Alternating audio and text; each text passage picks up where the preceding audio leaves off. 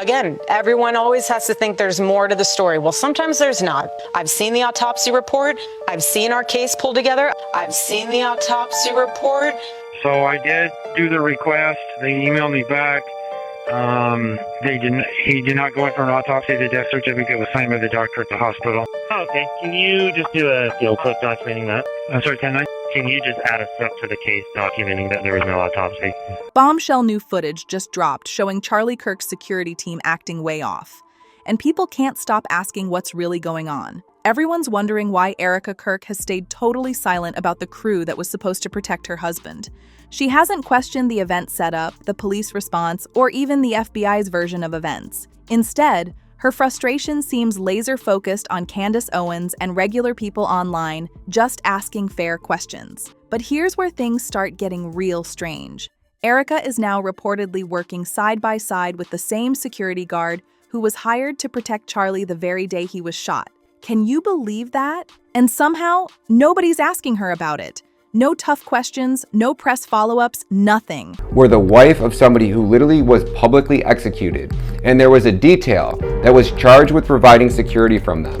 Why, in what world, what reality would you ever be contracting those exact same security guards? Erica hasn't said a word about how such a huge security failure could have happened, or why the people meant to keep Charlie safe dropped the ball that badly.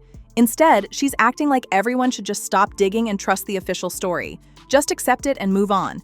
But how could anyone do that when there's so much that doesn't add up? Let's dive into the one topic Erica Kirk seems desperate to avoid: the security failure itself. On September 10th, the biggest red flag popped up. Charlie's private security team still hasn't been formally questioned by any authorities. Seriously, how is that even possible? Every major news outlet keeps repeating the same safe script, claiming that federal agents interviewed eyewitnesses, chased down thousands of leads, and talked to everyone nearby. But guess what's missing?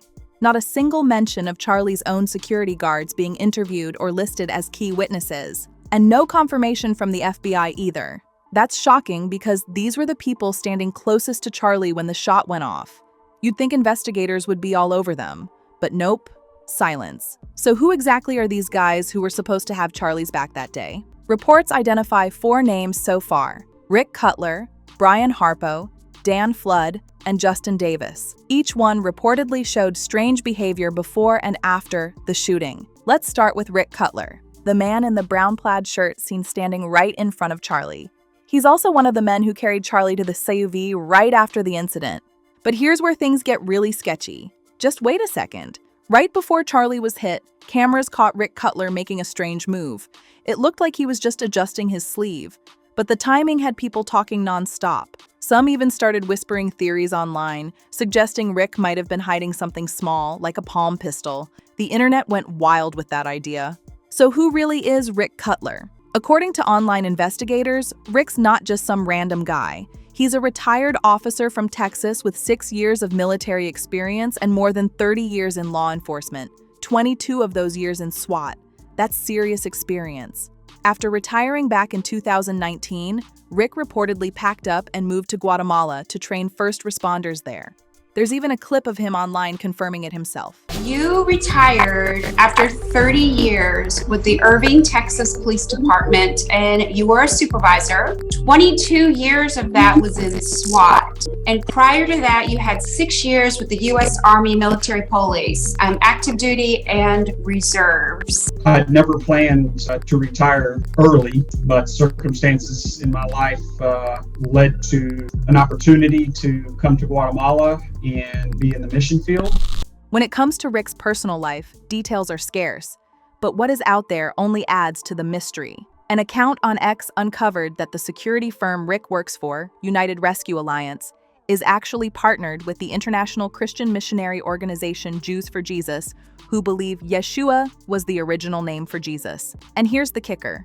Rick has a huge Yeshua tattoo across his forearm, which viewers spotted during an interview.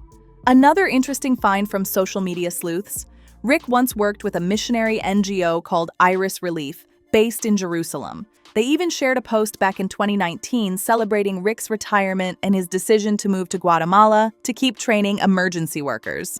But things take a darker turn right after the shooting. On September 11th, Just one day after Charlie was killed, Rick's own brother posted on Facebook, casually mentioning that one of his brothers works for the private security firm used by Charlie Kirk and Riley Gaines at their events in Utah. That detail made people raise their eyebrows big time. Now here's where it gets downright chilling. A clip started circulating online showing Rick smiling while crouched over Charlie's body. Viewers froze that moment and replayed it over and over. It sent shockwaves through social media. There's a lot to break down here. But Rick isn't the only one raising eyebrows. Let's talk about the other men who were supposed to protect Charlie that day. Next up is Brian Harpo, the founder of Integrity Security Solutions, the very company responsible for handling Charlie's security on September 10th. Now here's where it starts getting real suspicious. Candace Owens dropped a serious claim. She said Brian allegedly attended a high-level military meeting in Arizona just 2 days before Charlie's assassination. That's not some random rumor either. Candace says she got the info straight from a credible source, a man currently in witness protection, who allegedly told her he personally saw Brian Harpo at that meeting. About 12 lieutenant colonels. He tells me, you do not see that many people, that many E4s, E5s, E6s. Please, military guys, forgive me for me not knowing what the proper vernacular. But he just goes, well, what's going on? He's like, you don't see this unless you're at the Pentagon or you're at the White House. He sees that the person that is with him, and he said, certain that the person that is with him is Brian Harpo. Yeah. That's huge. But it doesn't stop there. Brian was also caught lying about a major detail. He claimed they weren't allowed to fly drones over the Utah Valley University campus by law. If the area lies in the Provo, Utah airspace, I can't fly it. That's a 107B. We can't break the rules. Except that's totally false. His statement directly contradicts what TPUSA's Frank Turek said earlier. Frank mentioned that Charlie was actually reviewing drone footage on his way to UVU. Anyway, on our way in, we had drone footage of the crowd building, and Charlie had it on his phone. I said, Charlie, I don't like this place. There are too many buildings. That means Brian's story doesn't line up at all. Something's definitely off. And Brian's reaction after the shooting, it only adds more questions. In a video circulating online, right after Charlie collapsed, Brian can be seen standing over him, reaching down to grab something, and then passing it to two guys nearby, one wearing a light blue plaid shirt and the other dressed in black. The clip's been slowed down, replayed, and analyzed frame by internet detectives who are convinced something wasn't right about that exchange. Now let's move to Dan Flood and Justin Davis, two more names tied to the security mess. Reports say both of them used to work for Schaffer Security Group, a firm founded by retired FBI agent Greg Schaffer. That same company handled security for TPUSA until 2022. But here's the twist. Later that year, Dan Flood and Brian Harpo both left Schaffer's company, started Integrity Security Solutions, and conveniently took over TPUSA's security contract. That move raised some serious eyebrows too. Now let's zero in on Dan Flood, the man in the dark sunglasses, the one standing to Charlie's right. In the footage, he appears to make a strange hand signal just moments before the shot was fired. And get this, Dan is now reportedly the same guy protecting Erica Kirk herself. That twist alone has people's heads spinning. When you step back and look at everything together, the whole situation gets even harder to ignore. There are way too many unanswered questions surrounding Charlie's security team. Sure, none of this directly proves they were involved, but it definitely makes people suspicious. And the fact that both Erica Kirk and the FBI seem to be completely brushing off these red flags, that's wild.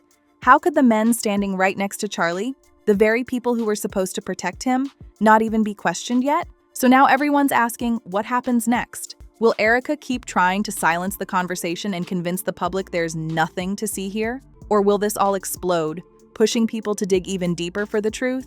Because if history's taught us anything, it's that when someone says, stop asking questions, people only start asking more. If you want to keep uncovering the truth behind this story, make sure to like, subscribe, share, and drop a comment below. Let's keep the conversation alive.